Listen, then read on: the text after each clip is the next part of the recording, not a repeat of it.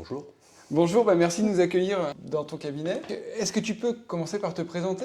Oui, tout à fait. Donc, je m'appelle Hubert Hardy, je suis chirurgien maxillofacial à Rouen. Je suis installé en libéral depuis 2015. D'accord. Et parle-nous de ta spécialité.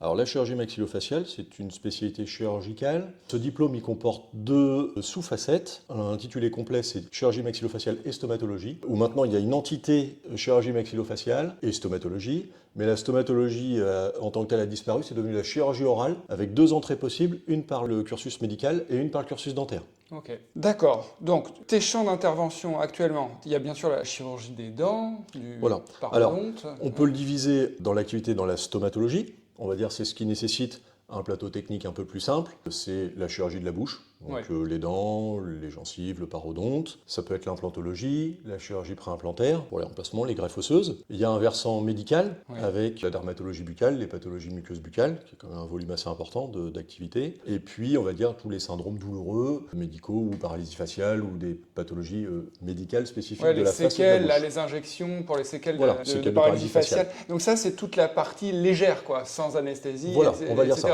Ou avec des anesthésies locales ou simples.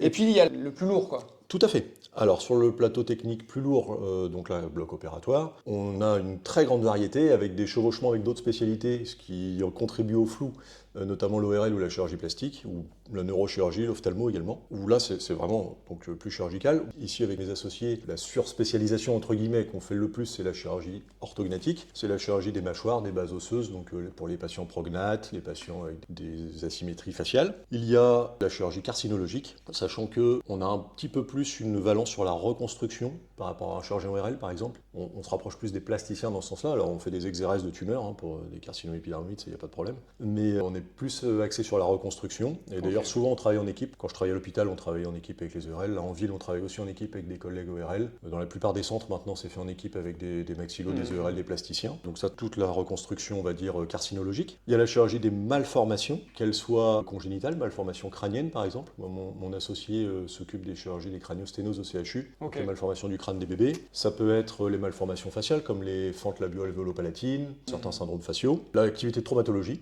puisqu'il y en a quand même, donc fracture de la mandibule, fracture du balaire, etc. La pathologie orbitopalpébrale, par exemple, peut-être la pathologie, on va dire, la plus fréquente ou la plus connue, c'est les exophthalmies de la maladie de Basedow, où on peut faire des décompressions orbitaires.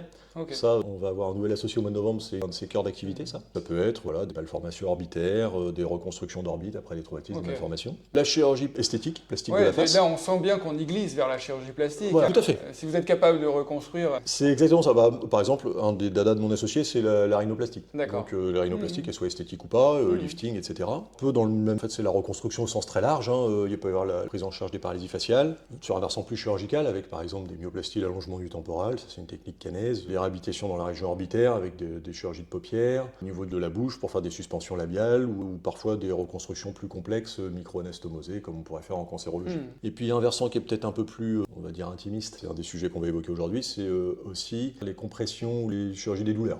Tout ce qui est douleur de la face. Oui, on pourrait assimiler, pour que ce soit un peu clair pour les gens, à ce qu'on pourrait faire pour une pathologie du canal carpien, par exemple. Des compressions nerveuses, des syndromes canalaires, quelque part au niveau de la face. C'est tout à fait ça. D'accord. Ça, on va en faire une petite vidéo podcast. Avec plaisir. Donc, n'hésitez pas à nous suivre pour la suite. Un petit mot juste sur la télé-expertise. Tu as commencé il y a peu de temps. Qu'est-ce que tu en penses? Est-ce que tu as des demandes? Est-ce que tu as envie de continuer? Alors, franchement, on fait ça avec mon associé depuis effectivement peu de temps. Je trouve ça très, très confortable. Parce que souvent, on a des demandes par notre réseau d'amis ou d'amis, de collègues. Ça se gère par SMS, des coups de fil le soir, éventuellement un mail. C'est assez peu formel, alors ça rend service à tout le monde, j'imagine, moi le premier. Mais là, on a quand même un cadre, on a une traçabilité. Quand les patients rappellent, pour les assistantes, c'est quand même plus facile quand le dossier a été fait, plutôt que de dire au fait, j'ai eu un tel au téléphone. Et je trouve que le système est très bien fichu sur Omnidoc. Sur Omnidoc, ça marche. Et au niveau des dentistes, t'es OK pour qu'ils intègrent le réseau? Sur le plateau technique de la clinique Mathilde, on a un associé ORL. Il fait ça, lui, avec les dentistes les expertises pour les pathologies sinusiennes, avec les chirurgiens dentistes, et il disait que ça marchait très très bien.